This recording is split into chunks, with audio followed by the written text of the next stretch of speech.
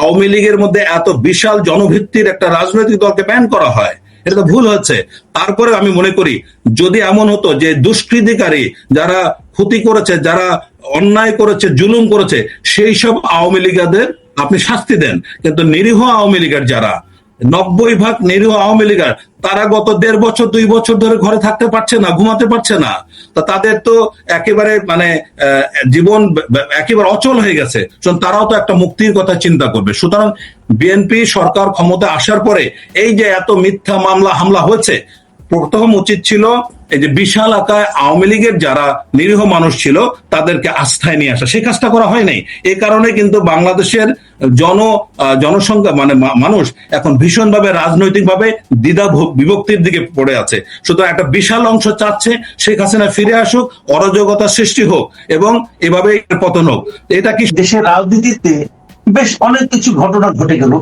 আপনি যদিও সামরিক বাহিনীর একজন লোক ছিলেন এক সময়, তারপরে এখন তো নিজে সক্রিয় রাজনীতির সঙ্গেও আছেন। তো আমি রাজনৈতিক কিছু প্রসঙ্গ নিয়ে আগে কথা বলি, পরে সামরিক বাহিনী নিয়েও একটু কথা বলতে চাইবো যদি আপনার সময় থাকে। আপনি দেখছেন এর মধ্যে আমাদের নতুন একজন আমরা রাষ্ট্রপতি পেয়েছি এবং নির্বাচিত হয়েছেন উনি, অনেক বছর পরে নির্বাচনটা হয়েছে। সেই নির্বাচন কিরকম হয়েছে সেটা নিয়েও নানা রকম আলোচনা হয়েছে, কারণ এমন একটা নির্বাচন হয়েছে যে নির্বাচনে আবার 70 ধারার প্রয়োগ ছিল। 70 ধারার প্রয়োগ থাকার মানে এখানে অনেকটা প্রকাশ্যে নির্বাচন, কে কাকে ভোট দিল সেটাও জানা গেল। যে ভোটে প্রকাশ্য হয় সেটা নির্বাচন কিভাবে হয় সে এটা নিয়েও আবার একজন স্বতন্ত্র সংসদ সদস্য প্রশ্ন করেছেন এবং উনি নির্বাচনে অংশই নেন, ভোট দিতে জানেন। তারপর আমরা একজন খুবই মানে সর্বজন গ্রহণযোগ্য একজন ব্যক্তিকে রাষ্ট্রপতি হিসেবে পেয়েছি। রাষ্ট্রপতি নির্বাচনের পর রাষ্ট্রপতি প্রথম উনি একটা শপথ গ্রহণ অনুষ্ঠান পরিচালনা করেছেন। 4 জন নতুন মন্ত্রী পেয়েছি আমরা, একজন মন্ত্রীর প্রমোশন হয়েছে। তো অনেক কিছু আমরা দেখলাম।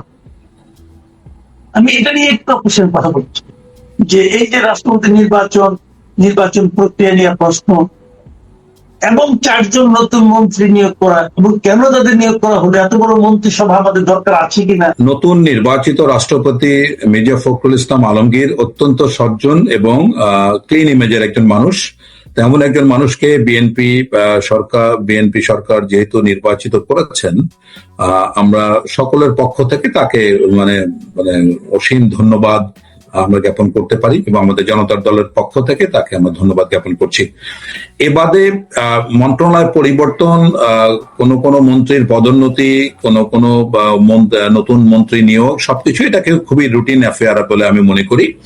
তবে এত বড় মন্ত্রিসভার কোনো প্রয়োজন বাংলাদেশের জন্য কখনোই ছিল না।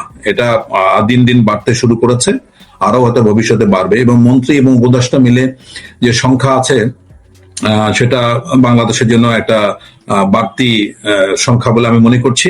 এবং সবচেয়ে বড় যে বিষয়টা আমাদের জন্য প্রশাসনিকভাবে দুর্বলতা, সেটা হচ্ছে যে এই মন্ত্রণালয়গুলো কিন্তু ক্লাস্টার সিস্টেম করা উচিত, যেটা গ্রুপ করে যদি করা যেত তাহলে মন্ত্রীর সংখ্যা কমানো যেত। এবং গত 6 মাসে আমরা সরকারিভাবে রাষ্ট্রের যে বিভিন্ন মন্ত্রণালয়ের যে কার্যক্রম, সেখানে খুব ইতিবাচক কোনো উন্নতি আমরা কিন্তু লক্ষ্য করছি না। সুতরাং প্রশাসনিক বিষয়গুলিকে সামাল দেওয়ার জন্য এবং বিভিন্ন ক্ষেত্রে যে জটিলতাগুলো তৈরি হয়েছে, সংকট তৈরি হচ্ছে, গ্যাস এবং বিদ্যুতের সংকট শুরু হচ্ছে, মানে শিল্প প্রতিষ্ঠান বিশেষ করে রেডিমেড গার্মেন্টস ফ্যাক্টরি প্রায় 900 বন্ধ হয়ে গেছে, এগুলি এবং আর্থিক খাতে যে বিভিন্ন অনিয়ম হচ্ছে, সবকিছু মিলে খুব একটা অস্থিরতার ভিতর দিয়ে কিন্তু বাংলাদেশের অর্থনীতি এবং রাজনীতি ধাবিত হচ্ছে। সুতরাং এত বড় একটা মন্ত্রিসভা থেকে যদি এটার সুফল পাওয়া না যায় তাহলে এটাকে তো অপচয় বলেই আমি ধারণা করছি, সেরকম দিকে এগোচ্ছে। জি, এর সময় আরেকটা বিষয় বেশ আলোচিত হচ্ছে, এখনো হচ্ছে, কদিন আগে আরো বেশি হতো, সেটা হলো যে আমাদের প্রধানমন্ত্রী তারেক রহমানের ভারত সফর নিয়ে একটি আলোচনাটা। উনি ভারত যাবেন কি যাবেন না, গেলে কি হবে না গেলে কি হবে, আমাদের সঙ্গে ভারতের সম্পর্ক, এবং উনি গেলে অথবা না গেলে সেই সম্পর্কে টানাপোড়েন কোন পর্যায়ে পৌঁছবে, এসবই আপনি জানেন, আমাদের দরকার। আপনি নিজে কিভাবে দেখেন এই যাওয়া না যাওয়া এই বিষয়গুলো? যে এই বিষয়টা আমার মনে হয় যে বাংলাদেশের কূটনীতির ইতিহাসে সবচেয়ে বিব্রতকর একটা অবস্থায় উভয় দেশে পড়েছে। আমি বিষয়টাকে একেবারেই খুবই চুলচেরা যদি বিশ্লেষণ করতে চাই, উভয় দেশের পক্ষ থেকে বিষয়টাকে আমি এভাবে দেখতে চাই। যেমন ভারত একাধিকবার আগ্রহ প্রকাশ করেছে মাননীয় প্রধানমন্ত্রীকে ভারতে নেয়ার জন্য, কিন্তু সেখানে পদ্ধতিগত কোনো বড় ধরনের ভুল হচ্ছে। কেন বাংলাদেশ মনে করছে না তাদের এই আমন্ত্রণটা সম্মানজনক? কেন প্রথম মিটিংটা আপনার ব্রিক্স এর সাইড লাইনে হতে হবে? তো এই প্রশ্নগুলি বড় ধরনের একটা উদ্বেগ তৈরি করেছে। দ্বিতীয়ত আসি যে বাংলাদেশের পক্ষ থেকে রেসপন্সটা যেটা হয়েছে সেটাও যথাযথ হয়নি বলে আমি মনে করি। এটা ভারত এবং বাংলাদেশের যে কূটনীতি, এটাকে আমি শিশুতোষ কূটনীতি বলে মনে করি। ছেলে খেলার মতো, খেলতামাশার মতো বিষয় হয়ে দাঁড়িয়েছে।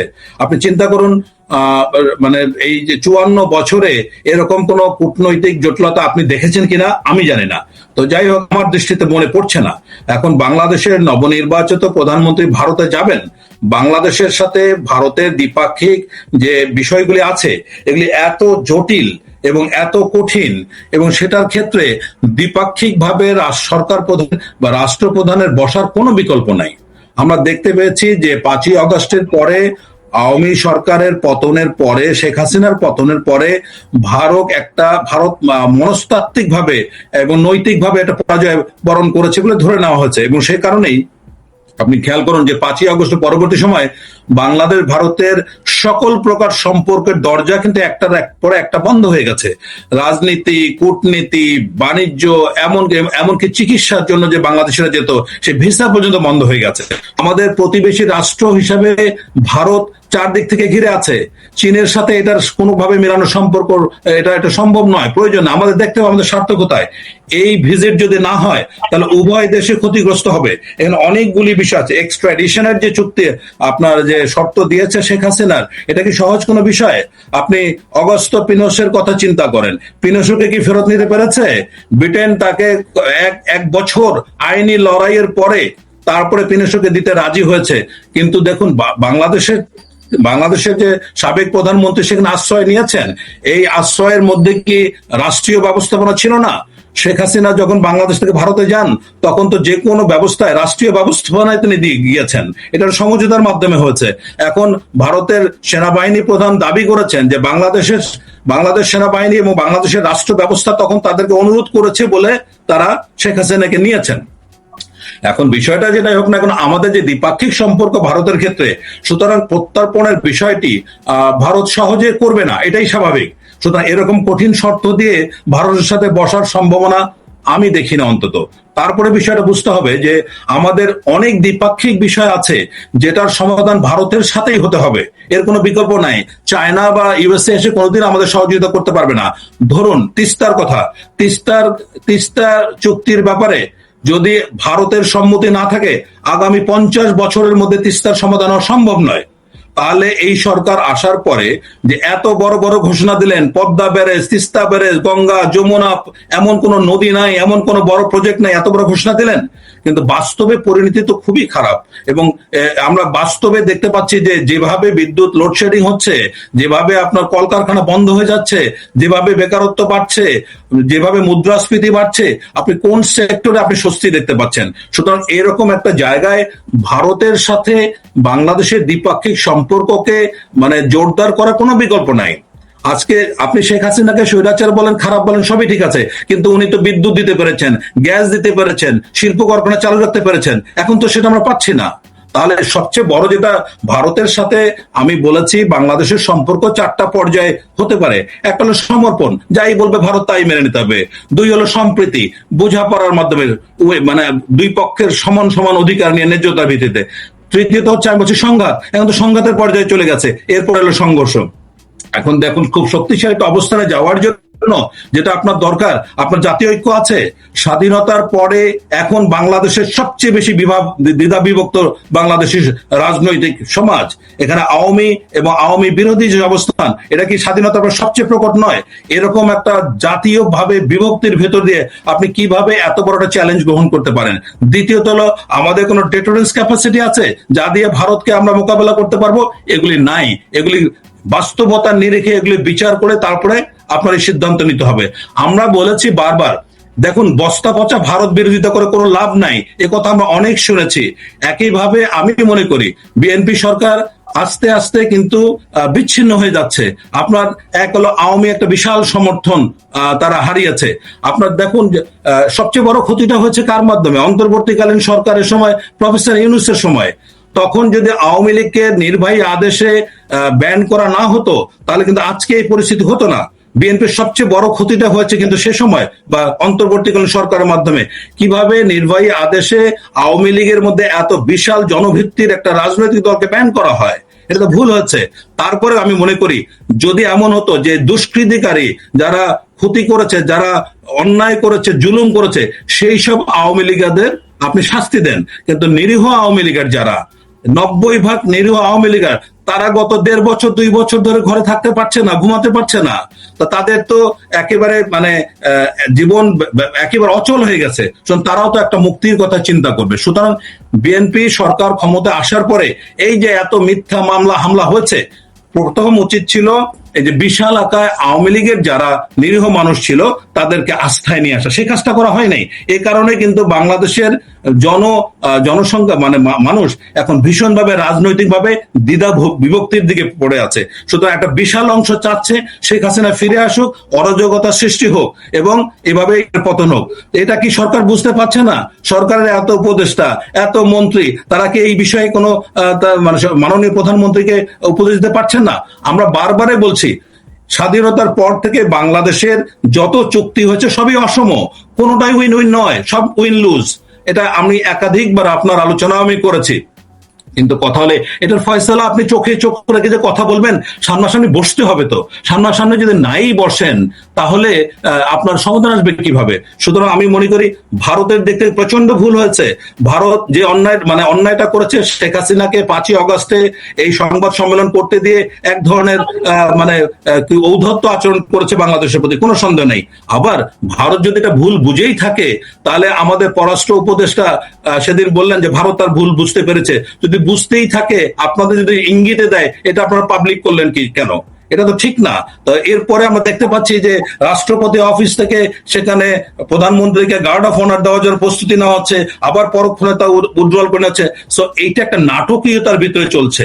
আপনি দেখুন, একজন ব্যক্তি জুয়ারি যদি তার জুয়া খেলার জন্য পরিবার পথে বসে, একজন রাষ্ট্র জুয়ারি কিন্তু তার জুয়ায় হারার কারণে পুরো জাতি একটা পথে বসবে।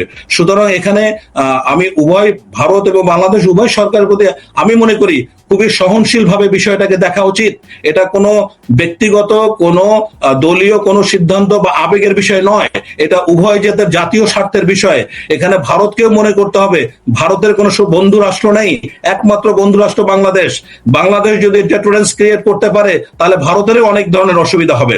আবার একইভাবে আজকে যে বিপদ, আজকে যে সংকট চলছে, সেখানে ভারতে কিন্তু সবার আগে বাংলাদেশকে সহযোগিতা করতে পারে। সুতরাং এই বিষয়গুলিকে মাথায় রেখে প্রথম যে গুরুত্ব দিতে হবে, এটা উভয় দেশের জনগণের স্বার্থের, রাষ্ট্রীয় স্বার্থের বিষয়। সুতরাং এখানে কোনো খেলতামাশার ভিতর দিয়ে এরকম কূটনীতি চলতে পারে না। আমি মনে করি না উভয় দেশ, ভারত এবং বাংলাদেশ, কোন দেশে এই ভিজিটকে কেন্দ্র করে কোন পরিপক্কতার পরিচয় দিয়েছেন। ভারতকে মনে রাখতে হবে, স্মরণকালের ভারত বিরোধী সেন্টিমেন্ট এখন বাংলাদেশে বিরাজ করছে, সেটাকেও আমলে নিয়ে আসতে হবে। সুতরাং আমি মনে করি খুবই সংবেদনশীল একটা বিষয় এবং যে কোনো মূল্যে এই সফর হওয়া উচিত, আজকে অথবা কালকে। এরকম কথা বলাটা মোটেই কূটনৈতিক শিষ্টাচারের মধ্যে পড়ে না, যে এই তারিখের মধ্যে না আসলে আর ভবিষ্যতে মোদী সরকারের সাথে দেখা করা যাবে না। এই ধরনের কথা কেন রাষ্ট্রীয় পর্যায়ে বলা হবে? আমি তো একেবারেই শিশু সুলভ একটা আচরণ দেখতে পাচ্ছি। আমি খুবই দুঃখিত। আমি মনে করি জাতীয় স্বার্থ নিয়ে উভয় দেশ এক ধরনের জুয়া খেলায় মেতে উঠেছে। এটা উভয় দেশের কারোর জন্য কল্যাণকর নয়।